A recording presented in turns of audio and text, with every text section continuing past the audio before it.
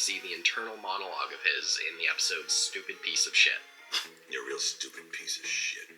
I'm so But sorry. I know I'm a piece of shit. That at least makes me better than all the pieces of shit who don't know they're The pieces negative of shit. talk. Or is it worse? Breakfast.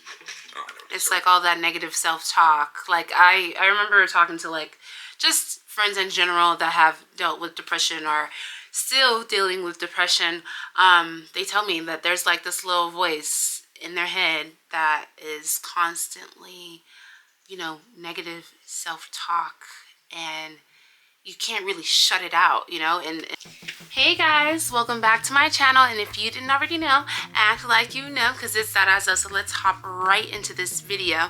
So today we're going to be reacting to adult animation is obsessed with depression. I don't know if obsessed is the right word, because maybe they're just amplifying, you know, the experiences of others that are in their lives that are just in that state, and they want to amplify it, honestly, because a lot of reality becomes art. Let's just see what this channel is talking about and see if they really just have a point or not. This video touches on serious topics related to depression. Okay. Viewer discretion is advised. Yes. Spoilers for the following shows are in this video. Ooh, okay. Rick and Morty, BoJack Horseman. I have not seen a bunch of BoJack Horseman. The Invincible, Family Guy, yes. Smiling Friends, not familiar. South Park, yes. Clone High, question mark. So, let's see. Timestamps to skip to for each spoiler will be on screen. Okay. Animation is a very unique form of media. What can be described as moving art, either animated by hand or with assistance of computer generation. It's a very broad description.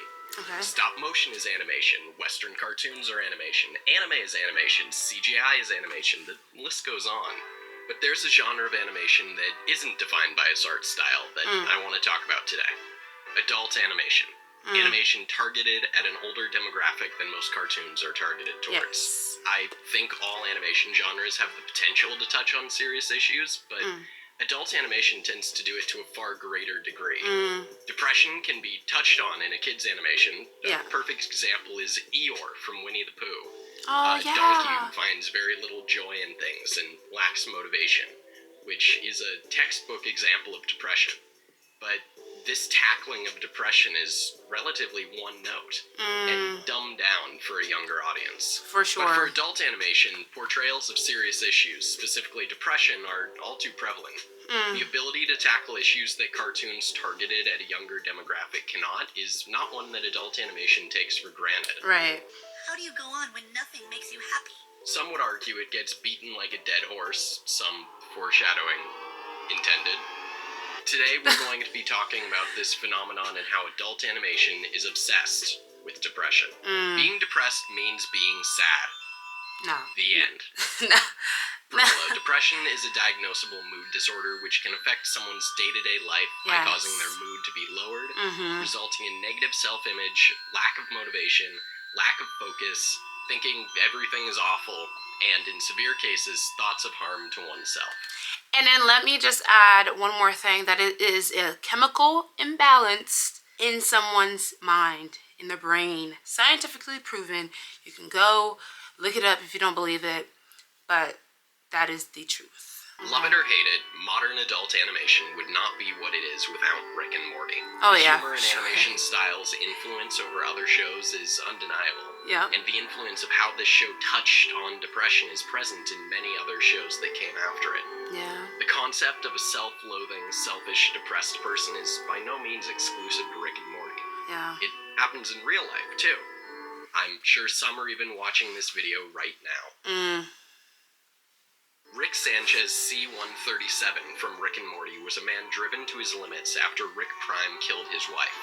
He went from an optimistic explorer to a cynical narcissist chasing after the man who took his family from him. Rick's outlook on the world is to simply ignore the things he doesn't like and to numb himself to this pain of his with loss alcohol. through substances and distractions. He frequently does things just to prove he can and flaunts his intelligence to make himself feel better. As big of an ego as he has, he's been driven to attempting something which I'm not going to elaborate on so that I can monetize this video. Right.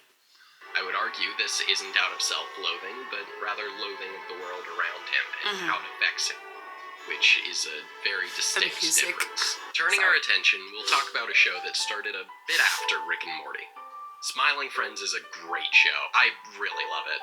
I haven't seen The first it. episode of it has Have a you guys? perfect example we can use of a depiction of depression. I will not say unalive in this video because it's stupid for stupid people online, and if you use it, you're stupid.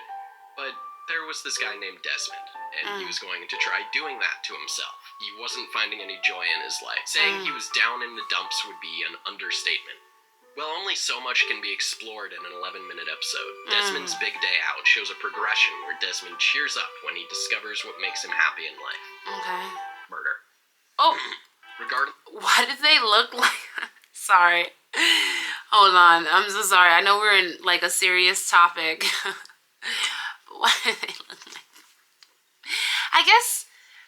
I guess if this show is the Smiling Friends is touching on depression and whatnot, the different I guess the shapes and like the imperfection of it all kind of I don't know, plays into, you know, the effects of depression.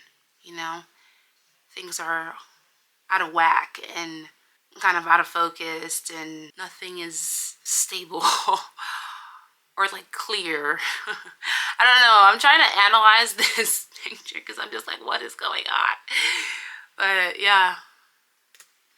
Regardless of what other characters we talk about, Desmond's character is a relatively one-dimensional approach to depression. Does he But always that have a doesn't mean it's wow, a not pew pew narrative. to his head? Sometimes people really can turn their outlook on life around that quickly. But on the whole, it's a much longer process that some of these characters never figure out. Let's talk about a big one, a show that was inevitable I talk about, as it's just a collection of mentally ill people talking to each other. So it's a lot like TikTok. BoJack Horseman is my favorite show ever, and I would love to talk about it at length, but this video can only be so long, and I don't want it all to be BoJack, so I'll summarize a couple characters who portray two different approaches to depression. The titular BoJack Horseman is a self-centered, narcissistic, depressed, selfish addict, but we're still supposed to feel for him. The point I've taken away from BoJack's character is that he has enough negative traits that most people have that you'll find yourself rooting for him, only to be reminded all too often how horrible of a person he actually is. But an overarching trend of his character is that he hates himself. We see this portrayed in a very realistic way when we see the internal monologue of his in the episode Stupid Piece of Shit. You're a real stupid piece of shit. I'm so But sorry. I know I'm a piece of shit. That at least makes me better than all the pieces of shit who don't know The they're pieces negative of shit. talk. Where's it worse? Breakfast. Oh, I know. It's like all that negative self-talk. Like I remember talking to like just friends in general that have dealt with depression or still dealing with depression. They tell me that there's like this little voice in their head that is constantly, you know, negative self-talk, and you can't really shut it out, you know, and that's why a lot of them end up utilizing medicine to kind of like, and this is gonna sound so out of whack, not out of touch though, but it's just like they use the medicine to like numb it, basically quiet the voice, but only for, you know, the meantime in between time. So because there is a period where it kind of has to, the medicine kind of has to dissipate out of your system a little bit, you know, and those feelings start to come back up. So, and voices or whatever. So. Breakfast. Shut up. Don't feel sorry for yourself. What does that do? Get breakfast, you stupid fat ass. Oh. These are cookies. This is not breakfast. You are eating cookies. Stop it. Stop eating cookies and go make yourself breakfast. Stop it. Don't eat one more cookie. Put that cookie down. Do not eat that cookie. I can't believe you ate that cookie. BoJack knows what he does is wrong, but he can't stop. Right. Or rather, he doesn't. He gets taken over by bouts of impulsive behavior where he struggles to hold himself back from going to the bar or throwing a stuffed animal his mom with dementia thought was her baby off a balcony in front of her. Wow. BoJack's depression and disillusion with the world leads to him not trying to do better. Wow. He continues to be shitty because he doesn't see a point in doing better, until he does. Eventually, BoJack takes accountability and tries going to rehab and doing better. Okay. He starts trying to give himself purpose, which helps drag him out of his doomer mindset, as he realizes that to do better mentally, he has to not grovel in his sadness. Right. BoJack always had confidence, sometimes to his detriment, but just because someone thinks they're right constantly doesn't make them happy. BoJack blames his depression for how the world around him is, not how he interacts with it. He doesn't see himself as the problem. If you guys want to continue to finish watching his great dissertation, basically, of adult animation that's obsessed with depression, I will put it down below. Yeah, I mean, this is such a great topic, and I thought he was going to approach it in a negative way, and really he's just bringing more light to it, which is really awesome because, I mean, I think shows like these validate people's experiences.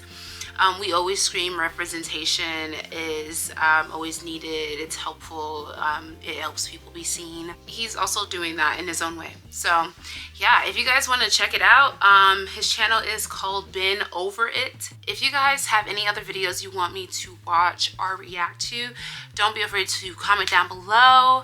And if you know of any other shows, or have you even seen any of these shows, and do you think they're obsessed with depression? What's your opinion?